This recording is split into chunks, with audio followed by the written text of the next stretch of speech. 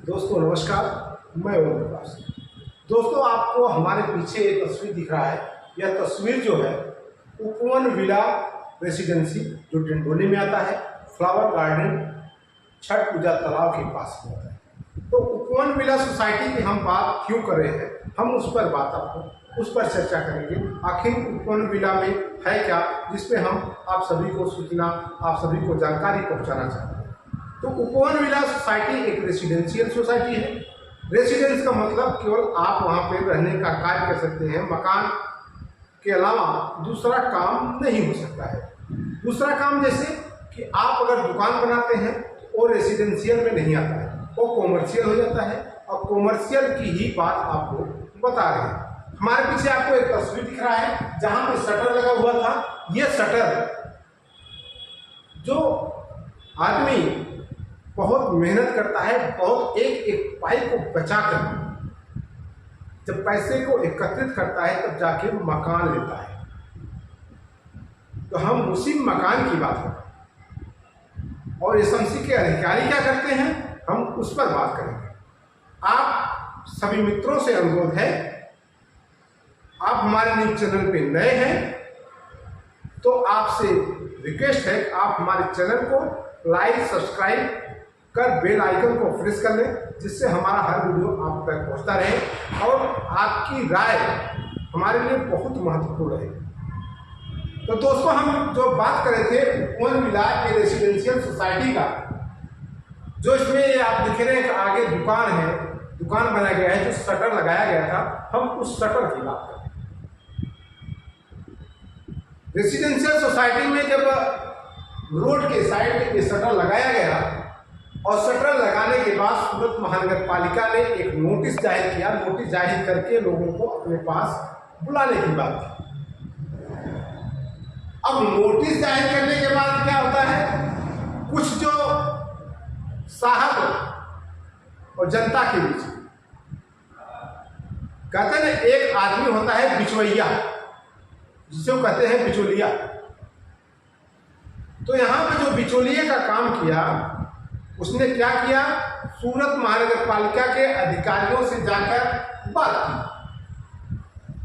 उसके पहले जैसा कि हमको जानकारी मिला है, सूत्रों से जो जानकारी मिला है, इसी उपवन विला सोसाइटी के शटर लगाने का पैसा डिंडोली का कोई क्षेत्रीय नेता लेता है, जिसे कह सकते हैं आप हवाला, कि आपका शटर नहीं उखड़ेगा, इतना आप हमको पैसा देंगे तो आपका शटर नहीं उखड़ेगा।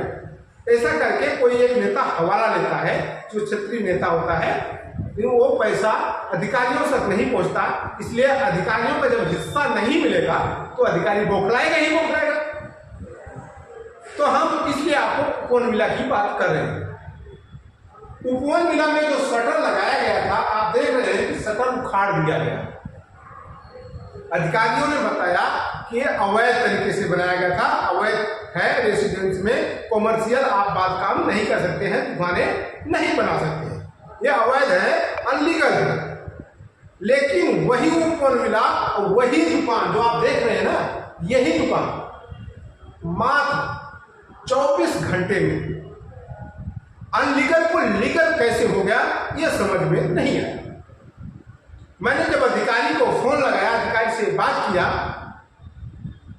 कि उपवन विला में शटर क्यों उखाड़ दिया गया, तो अधिकारी ने बोला, आप तो जानते हो उपवन विला जो शटर अनलीगल था, इसके लिए उखाड़ दिया गया।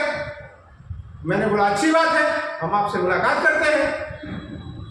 लेकिन वही 24 घंटे नहीं होता है, यह शटर लग जाता है। हम आप सभी से जानना चाहते हैं कि जो अनलीगल था वो लीगल कैसे हुआ। अधिकारी बताए कि अगर यह दुकानें जो बनाई गई थी अवैध थी, तो वैध कैसे हुई।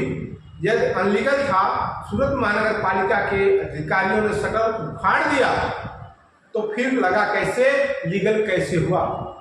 अगर पहले लीगल था तो सूरत महानगर पालिका के अधिकारियों ने शटर क्यों उखाड़ा, लोगों का नुकसान क्यों किया। हम सूरत महानगर पालिका से ये सवाल पूछते हैं और पूछते रहेंगे। सूरत महानगर पालिका के अधिकारियों को जब आप सवाल पूछेंगे तो यही अधिकारी आपको अलग अलग तरीकों की धमकियां भी देते हैं।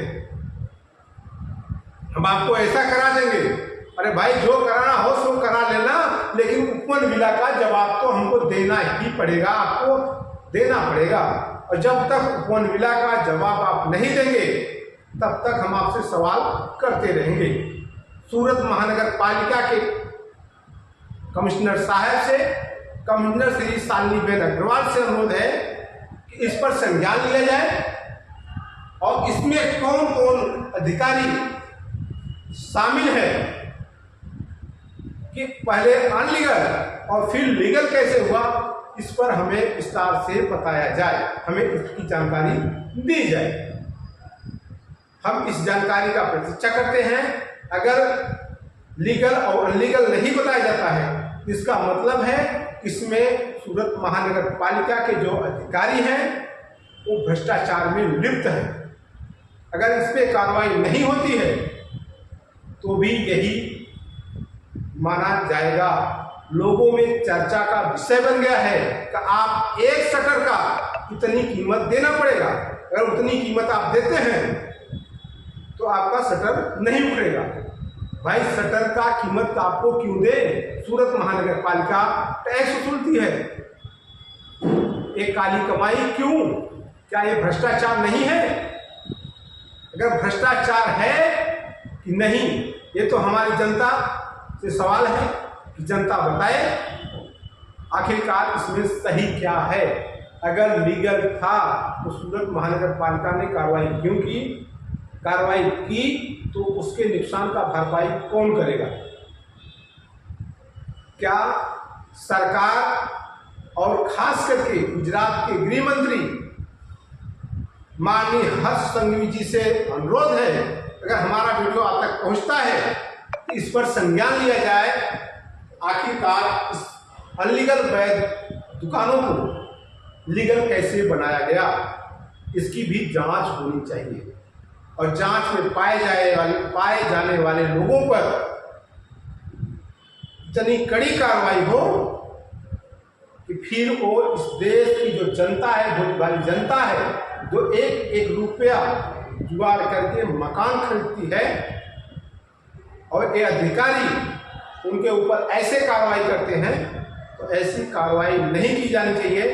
हम गुजरात के मुख्यमंत्री, गृह मंत्री और भारत के प्रधानमंत्री से अनुरोध करते हैं इसकी जांच होनी चाहिए। अगर इसकी जांच नहीं होती है, इसकी तपास नहीं होती है, तो ये मालूम होता है कि आज की सरकार भ्रष्टाचार को बढ़ावा दे रही है।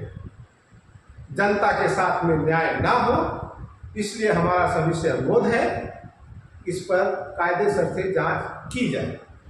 हम ऐसे ही जगह जगह का वीडियो दिखाते रहेंगे और सूरत महानगर पालिका से सवाल पूछते रहेंगे। आप अपनी राय देते रहिएगा, कमेंट में आप अपनी राय दीजिएगा। आपकी राय हमारे लिए महत्वपूर्ण है। हमारा वीडियो अच्छा लगे तो एक बार कमेंट में अपनी राय, चैनल को सब्सक्राइब कर अपने विचार को जरूर दीजिएगा। जय हिंद, जय भारत।